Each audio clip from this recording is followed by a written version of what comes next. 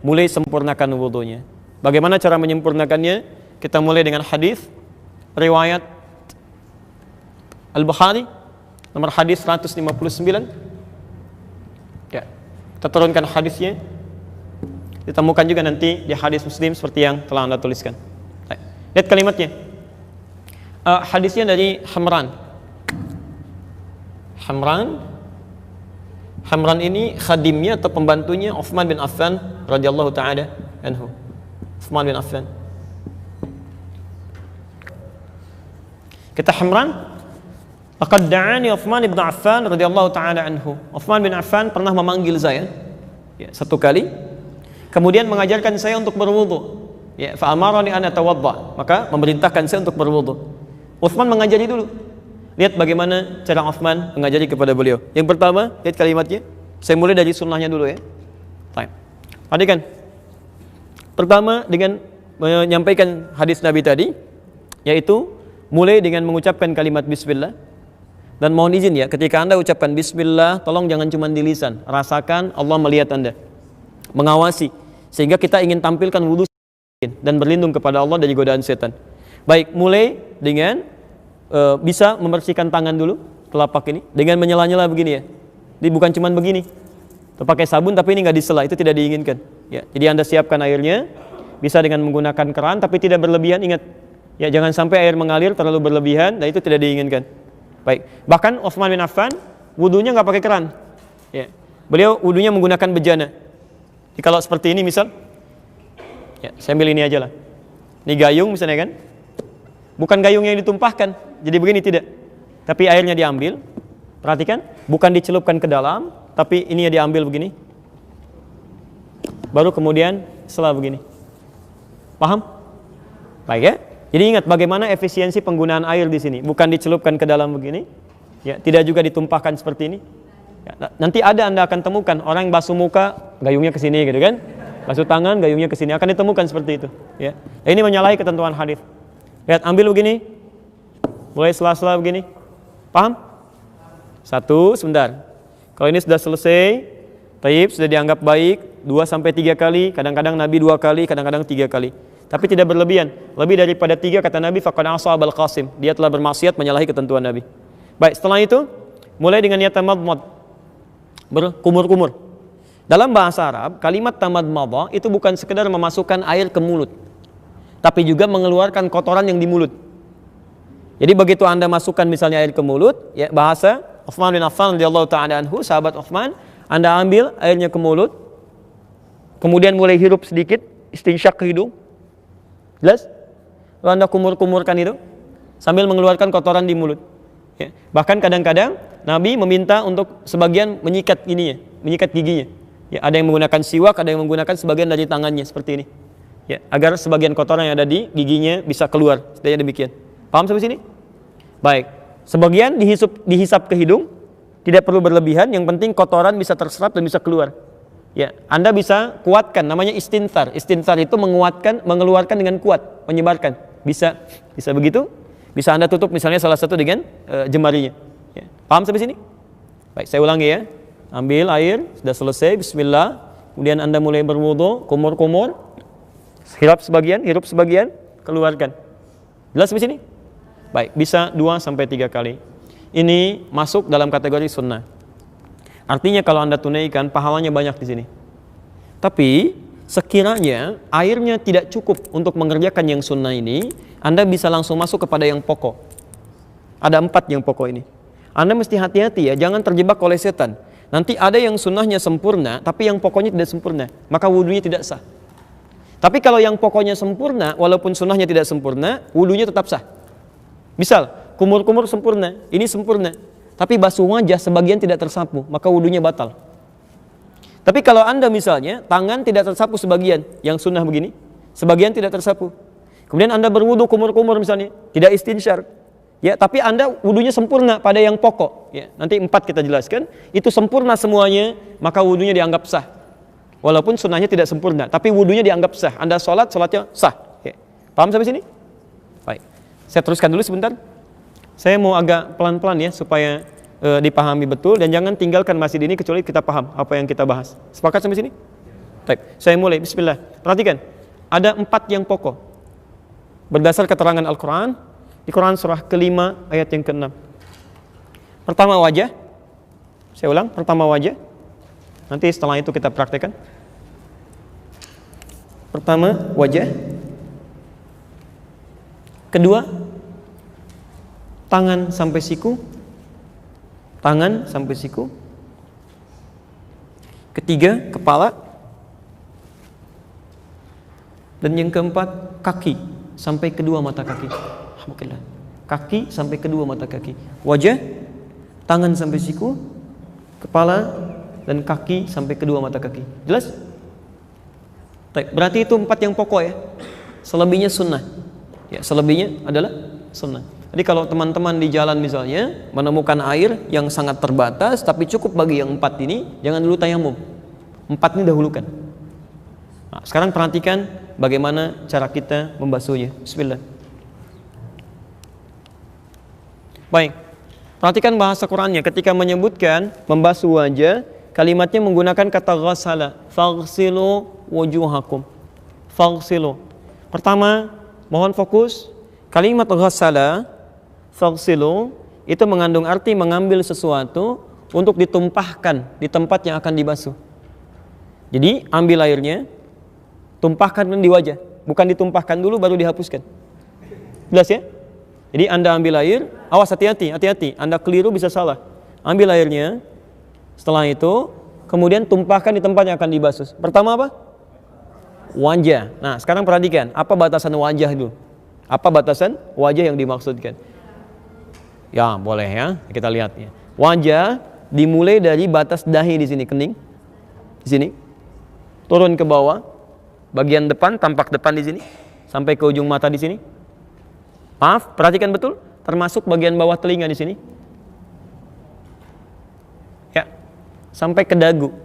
Kalau yang ada jenggotnya, sudah sampai di selai begini. Nanti 1 kali, tidak usah ngambil air lagi. Ya, nanti saya contohkan. Saya ulang ya. Bagian dagu di atas, bagian dahi di atas sini, sampai ke tampak wajah depan, sini, sampai ke bagian bawah telinga di sini. Sampai ke dagu di sini. Yang ada jenggotnya sekalian diselai. Paham sampai sini? Baik, saya praktekkan ya. Bismillah. Ambil airnya. Anda tumpahkan. Sekarang perhatikan cara menumpahkannya ya. Bisa bermacam-macam tapi poinnya ada 2 hal yang harus Anda ketahui. Ini ditumpahkan, ya. Saat ditumpahkan begini, yang jari telunjuk itu bisa membersihkan sudut-sudut mata. Ya. Jelas? Anda ambil airnya, tumpahkan. Yang telunjuk membersihkan sudut-sudut mata di sini. Ya, sehingga insya Allah ketika Anda berwudu seperti ini, kotoran di mata pun bisa keluar. Tapi ingat ya, tidak ada isyarat spesifik apakah matanya terbuka atau tertutup. Ya, jadi terbuka boleh, tertutup juga nggak ada masalah ketika Anda tumpahkan itu. Walaupun sebagian pakar mengatakan akan lebih baik kalau terbuka supaya kotoran dalam itu bisa keluar dalam kelopak. Ya, di Anda masukkan begini, Anda basuh, telunjuknya mulai menyapu yang ujung mata di sini.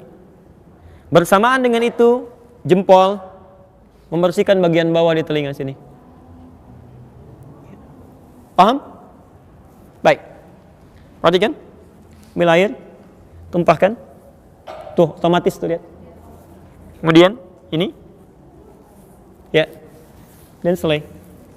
Ambil lagi, dan tumpahkan seperti ini. Ya, selesai. Jelas? Baik, 2 sampai 3 kali. Maksud 2-3 kali itu begini, tidak harus Anda sampai 3 kali. Kalau sekiranya airnya cukup pada yang kedua sudah merata, Anda bisa cukupkan. Ya, kalau tidak cukup pada yang ketiga, sempurnakan sampai airnya mulai meresap dengan baik. Jelas sampai sini? Baik, ini bagian yang pertama. Kita belum selesai. Selanjutnya, saya mohon izin agak cepat ya, karena saya meng-cancel talim setelah ini karena harus istirahat, ada kondisi yang harus disesuaikan. Jadi mohon izin untuk bisa lebih fokus. Baik. Sekarang perhatikan, setelah wajah apa? Ingat, bukan tangan. Awas, bukan tangan, tapi tangan sampai siku. Apa kayak tangan sampai siku? Lihat sini. Kalau cuma tangan saja, yad dalam bahasa Arab, itu artinya dari ujung jari sampai ke sini. Ini tangan. Yad. Jelas? Baik, tapi dalam bahasa fikih, setiap ibadah itu selalu detil. Sampai di mana kita harus basuh, di mana kita praktekkan. Saya beri contoh misal. Ini telapak tangan disebut kaf. Ini pergelangan disebut rusgh. Ini sa'id. Ini mirfaq, jamannya marafiq. Kalau cuma tangan sampai sini, katif sampai bahu. Sekarang perhatikan, Anda dalam sholat saja misalnya, bagaimana cara telapak yang kanan menutup punggung yang kiri? Itu ada di hadis An-Nasai nomor hadis 886. Kata Nabi, letakkan telapak yang kanan, kaf al-yumna alal yusra. Letakkan punggung yang kanan di punggung yang kiri begini. Atau rusgh ala rusghi. Ya, ini pergelangan di pergelangan. Jadi ketemu pergelangan di sini. Ya, ini. Tapi langsung ya, tidak Anda ukur dulu Allah gitu kan? Enggak. Jadi langsung aja. Nah, ini ya. Nah, saya ingin tunjukkan maksud saya bahwa dalam bahasa fikih itu kalimatnya selalu jelas. Ya, tidak pernah samar. Kalimatnya jelas. Jadi kalau disebutkan rusgh berarti cuma sampai sini. Kalau disebutkan kaf cuma yang ini. Kalau disebutkan mirfaq berarti hanya sampai sini, tidak sampai ke sini. Nah, ini artinya saat Anda berwudu, kalimat Qur'annya adalah meminta Anda membasuh tangan dari ujung jari sampai ke sini aja batasnya. Marafiq. Jadi kalau sampai sini salah, sampai sini keliru, mesti sampai sini. Ke sini pun berlebihan. Paham ya? Dan tolong diingat, bersihkannya, membasuhnya, menumpahkannya itu dari tangan ke siku, bukan siku ke tangan. Jadi bukan airnya diputar kerannya, lalu Anda tadahkan begini, siku Anda dibeginikan. Itu keliru. Kalau dalam bahasa Qur'annya keliru. Ya karena yang benar itu diambil airnya, kemudian ditumpahkan ke sini, baru dibasuhkan, turunkan kembali. Ya, nanti kita akan lihat kenapa mesti seperti itu. Ya, nanti ada penjelasannya. Ya. 3 kali selesaikan, baru kemudian yang kiri. Jelas sampai sini? Baik, ambil airnya, tumpahkan, basuh, turunkan. Sampai 3 kali sampai airnya merata. Baik, nanti kita akan lihat saat membasuh seperti ini ada situasi yang bisa kita hadirkan dalam jiwa kita, dan itu yang akan bisa menjadikan kita menjauh dari setan. Ya. Baik, yang ketiga, 3. Wamsahu biru'usikum. Baik, yang ketiga kalimatnya berubah dari kata ghassala menjadi masaha. Ya, dari kata ghassala menjadi masaha. Perhatikan detailnya bahasa Quran. Ya. Kalau ini bukan firman Allah, mustahil bisa seperti ini, mustahil. Ya. Dari ghassala jadi masaha. Wamsahu biru'usikum. Kalau yang ini artinya membasuh, menumpahkan air di tempat yang akan dibersihkan. Tapi kalau yang ini artinya mengusap. Usap. Yang dimaksud dengan mengusap di sini artinya airnya tumpahkan dulu.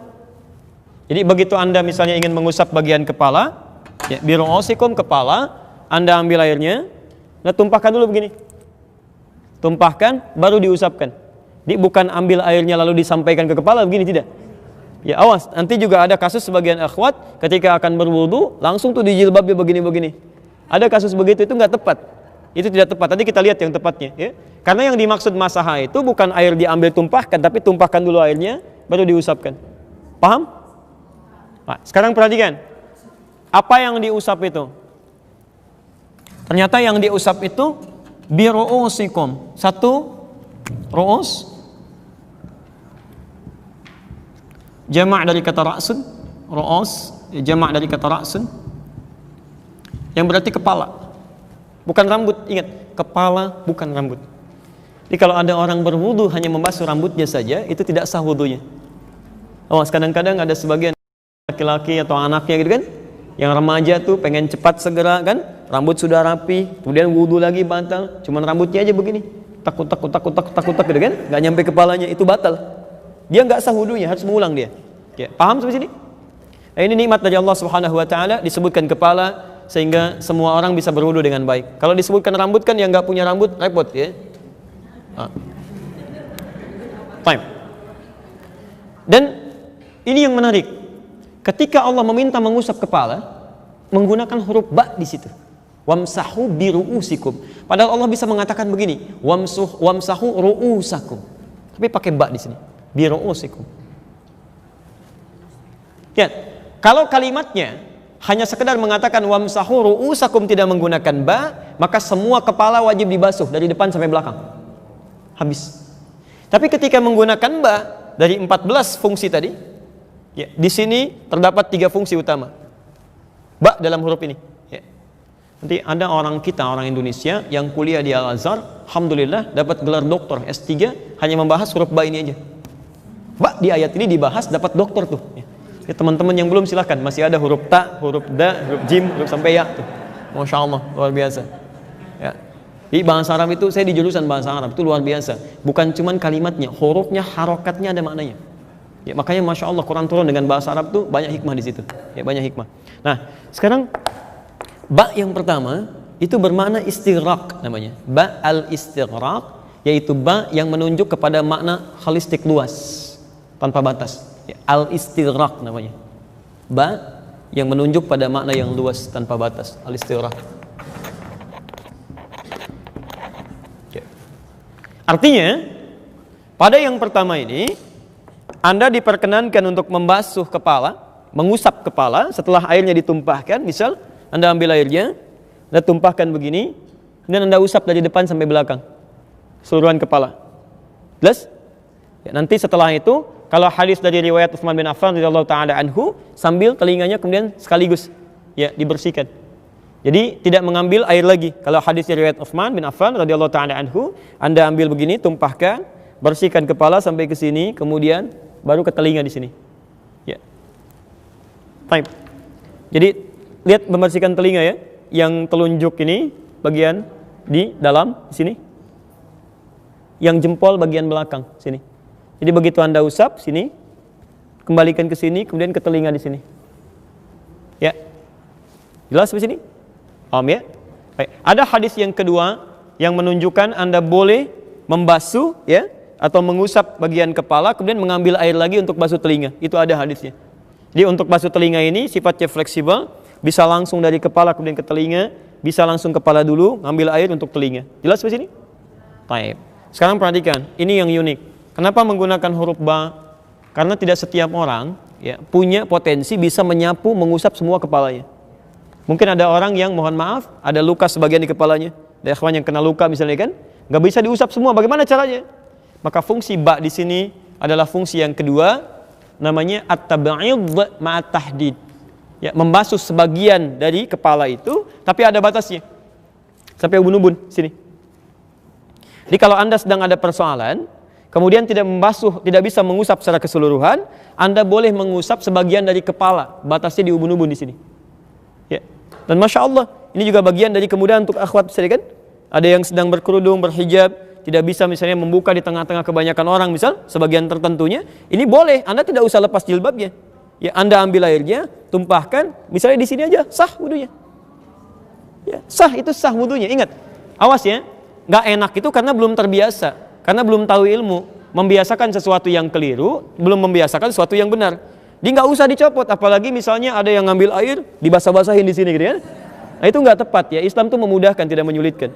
Baik. Bahkan yang ketiga, ba di sini berfungsi at-tab'id min duni tahdid. Tab'id sebagian dan tidak dibatasi. Jadi kalaupun di sini ada masalah misalnya, yang penting Anda basuh sebagian kepala sudah sah wudunya. Anda ambil, misal di sininya susah, basuh yang ini, basuh yang ini, basuh yang belakang, sepanjang masuk dalam bagian kepala di sini itu sudah sah wudunya.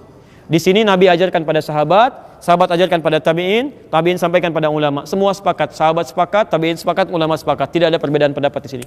Sepakat sampai sini? Harus sepakat. Sahabat saja sepakat, tabi'in sepakat, ulama sepakat.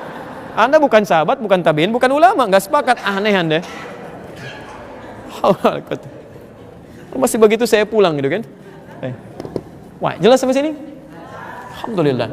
Yang terakhir pelan-pelan ya. Kaki sampai 2 mata kaki. Perhatikan cara membersihkannya. Ini kerjaan setan sering di sini. Ya, kerjaan setan membuat buru-buru sering di sini. Dan tidak sedikit yang diancam oleh Nabi sampai keluar ancaman Nabi. Kalau kamu masih begitu, bisa disiksa di neraka. Ya, tidak sedikit kalau dalam bahasa hadis yang lebih umum, ya ada kebanyakan orang disiksa di neraka persoalan kotoran di jempol kakinya. Ya, ada persoalan di wudunya. Dia nganggap ringan. Ya, nganggap ringan. Masalahnya kan kalau wudunya nggak sempurna, sholatnya nggak benar kan? Ya, jadi turunannya banyak, sholatnya nggak benar, doanya nggak diterima, macam-macamnya, kesalahan banyak, amal soleh nggak ada. Kan jadi masalah kan? Baik, maka dari itu silakan perhatikan. Pertama, untuk membasuh kaki ini, kalau bisa Anda bagi pada 3 bagian. Pertama perhatikan sebentar ya, saya angkat sedikit sebentar. Jadi mulai air pertama, Anda gunakan untuk menyelai-nyelai dulu sini. Nah, ini contoh nabinya. Jelas ya? Sela-sela ini. Dan menggunakan yang kelingking ya. Sunnahnya gunakan kelingking. Ustaz, kenapa nggak pakai jempol? Kegedean, ya. Halo. Cukup kelingking aja. Ya. Ini maksudnya yang sewajarnya di sini ya. Anda ambil air, masukkan sini. Lihat. Bersihkan termasuk yang sela-sela di jempol ini. Kotoran-kotoran ini. Mau ketemu Allah masa kotor? Antum masuk ke ruangan aja, sepatu dibersihkan. Anda kalau ke Auckland, ke New Zealand itu, sepatu kotor nggak bisa masuk, Pak. Langsung bunyi, dikejar anjing lagi. Betul, langsung bunyi. Ada langsung sebelum Anda turun di video di pesawat itu sudah ditampilkan makanan, macam-macam buah-buahan nggak boleh kecuali yang ada di situ aja. Kecuali Anda declare. Apalagi sepatu kotor nggak bisa masuk. Ke tempat manusia aja sepatu kotor nggak bisa masuk. Masa ketemu Allah kotor? Iya, jadi Anda bersihkan bagian pertama di sini. Kedua Anda ambil bagian belakang, Anda rapikan dulu sampai ke sini. Yang ketiga ambil air lagi, ratakan keseluruhannya. Ini insya Allah akan lebih baik itu. Ya, jelas di sini? Paham? Boleh saya turunkan?